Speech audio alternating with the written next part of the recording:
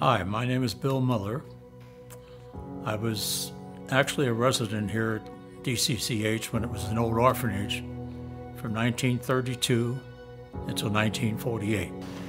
DCCH, Center for Children and Families, I'm in direct your call.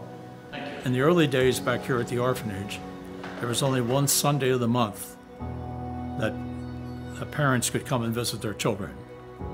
And on that red building over here, on the front steps, I remember sitting on those front stairs hoping someone would come to see me. But it never happened because I've never known my parents. But this woman, Mrs. Haas, and she was a cousin of the Sister Superior here. She took a liking to me. In fact, I even have a little picture yet when she was holding me as a young boy. It was through her generosity that I was able to go to high school.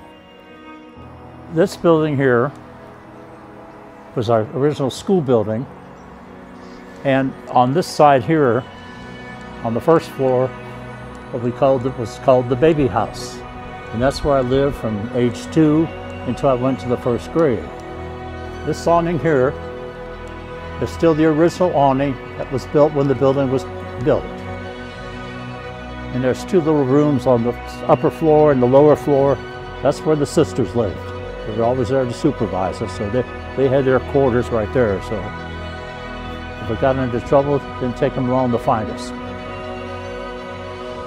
Now this building here used to be the bakehouse, where we baked all of our bread, and also in the summertime would can all of our food. The best part I always enjoyed during the canning season was when we had to stir the preserves. But when Sister wasn't looking or something, you take your finger and go like this and get a little dip and a taste of it. But oh, that was good. And in the back of that wall there were the ovens where the sisters would bake the bread. Now behind here, this was our coal bin. The coal trucks would come in the fall and load up, and of course down underneath there was where all the coal was stored, because everything was done by steam. In fact, there's even a steam line underneath from here all the way to the residential building. Now the building behind me, this at one time was just a frame farmhouse. There were 2 farmers and one what I would call an engineer who took care of the boilers. And when I was in high school, I lived in that building. There was no heat, it was a potbelly stove. My bedroom was up on the 2nd floor. I can recall many mornings scraping the ice off the window just to see what it was outside. Now this area right here was our chicken coop. But every morning we would go out and pick up the eggs that were laid during the night by the chickens. Those good fresh eggs, you couldn't beat them. I left the service in 1954, and the board asked me to serve on the board in 1955.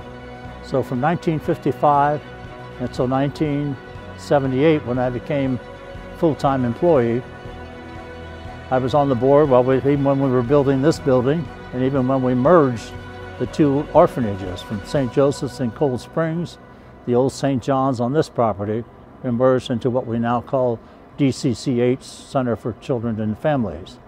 In 1978, until I retired in 1993, I was business manager here, so I've watched a lot of work being done on all these buildings, and the staff probably still, and Mr. Wilson probably remembers, I'd get after him if our windows left open when it was cold outside. I said, we're not heating the outside, but the staff used to always get after me because I was a stickler to trying to keep expenses down and trying to keep the budget.